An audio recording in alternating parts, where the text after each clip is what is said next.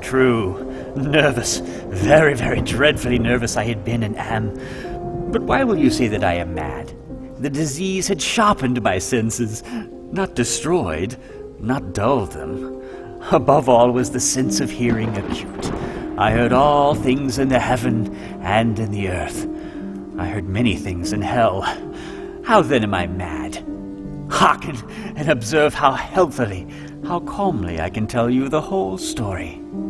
It is impossible to say how the idea first entered my brain, but once conceived, it haunted me day and night. Object there was none. Passion there was none. I loved the old man. He had never wronged me. He had never given me insult. For his gold I had no desire. I think it was his eye. Yes, it was this. One of his eyes resembled that of a vulture, a pale blue eye with a film over it. Whenever it fell upon me, my blood ran cold. And so by degrees, very gradually, I made up my mind to take the life of the old man, and thus rid myself of the eye forever. Now this is the point. You fancy me mad. Madmen know nothing. But you should have seen me.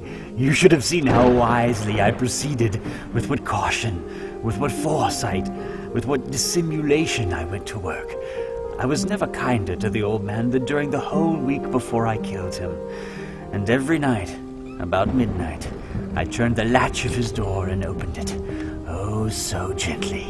And then, when I'd made an opening sufficient for my head, I put in a dark lantern, all closed so that no light shone out, and then I thrust in my head. Oh, you would have laughed to see how cunningly I thrust it in. I moved it slowly, very, very slowly, so that I might not disturb the old man's sleep. It took me an hour to place my whole head within the opening, so far that I could see him as he lay upon his bed. Ha! Would a madman have been so wise as this? And then, when my head was well in the room, I undid the lantern cautiously. Oh, so cautiously. I undid it just so much that a single thin ray fell upon the vulture eye. And this I did for 7 long nights, every night just at midnight. But I found the eye always closed, and so it was impossible to do the work. For it was not the old man who vexed me, but his evil eye. And every morning, when the day broke, I went boldly into the chamber. I spoke courageously to him, calling him by name in a hearty tone, and inquiring how he'd passed the night. So you see, he would have been a very profound old man indeed to suspect that every night, just at 12, I looked in upon him while he slept. Upon the 8th night, I was more than usually cautious in opening the door. A watch's minute hand moves more quickly than did mine. Never before that night had I felt the extent of my own powers, of my sagacity. I could scarcely contain my feelings of triumph to think that there I was, opening the door little by little, and he not even to dream of my secret deeds or thoughts. I fairly chuckled at the idea, and perhaps he heard me, for he moved on the bed suddenly, as if startled. Now you may think that I drew back, but no. His room was as black as pitch, with the thick darkness, and so I knew that he could not see the opening of the door, and I kept pushing on it steadily. I had my head in, and was about to open the lantern, when my thumb slipped upon the tin fastening, and the old man sprang up in the bed, crying out, "Who's there?" I kept quite still and said nothing. For a whole hour I did not move a muscle, and in the meantime I did not hear him lie down. He was still sitting up in the bed listening, just as I have done, night after night, hearkening to the death watches in the wall. Presently I heard a slight groan, and I knew it was the groan of mortal terror. It was not the groan of pain or of grief. Oh no, it was the low, stifled sound that arises from the bottom of the soul when overcharged with awe. I knew the sound well. Many a night, just at midnight, when all the world slept, It has welled up from my own bosom, deepening with its dreadful echo the terrors that distracted me. I say I knew it well. I knew what the old man felt, and pitied him. Although I chuckled at heart, I knew that he had been lying awake ever since the first slight noise when he had turned in the bed. His fears had been ever since growing upon him. He had been trying to fancy them causeless, but he could not. He had been saying to himself, "It is nothing but the wind in the chimney. It is only a mouse crossing the floor, or it is merely a cricket which has made a single chirp." Yes, he has been trying to comfort himself with these suppositions, but he had found it all in vain. All in vain. Because death, in approaching him, had stalked with his black shadow before him and enveloped the victim. And it was the mournful influence of the unperceived shadow that caused him to feel, although he neither saw nor heard, to feel the presence of my head within the room. When I had waited a long time, very patiently, without hearing him lie down, I resolved to open a very, very little crevice in the lantern. So I opened it. You cannot imagine how stealthily, until at length a single dim ray, like the thread of the spider, shot out from the crevice and fell upon the vulture eye. It was open, wide open, and I grew furious as I gazed upon it. I saw it with perfect distinctness, all a dull blue, with a hideous veil over it that chilled the very marrow in my bones. But I could see nothing else of the old man's face or person, for I had directed the ray, as if by instinct, precisely upon the damned spot. And now have I not told you that what you mistake for madness is but over-acuteness of the senses? Now, I say there came to my ears a low, dull, quick sound, such as what a watch makes when enveloped in cotton. I knew that sound well, too.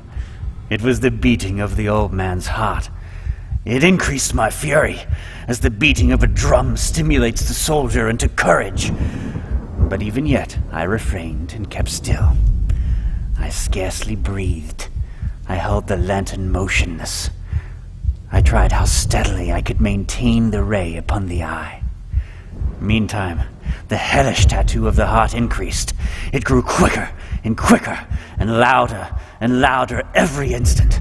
The old man's terror must have been extreme. It grew louder. I say louder every moment. Do you mark me well? I have told you that I am nervous. So I am. And now, at the dead hour of the night, amid the dreadful silence of that old house, so strange a noise as this excited me to uncontrollable terror. Yet for some minutes longer, I refrained and stood still. But the beating grew louder. I thought the heart must burst. And now, a new anxiety seized me. The sound would be heard by a neighbor. The old man's hour had come. With a loud yell, I threw open the lantern and leaped into the room. He shrieked once, only once. In an instant, I dragged him to the floor and pulled the heavy bed over him. I then smiled gaily to find the deed so far done. But for many minutes, the heart beat on with a muffled sound. This, however, did not vex me. It would not be heard through the wall. At length, it ceased.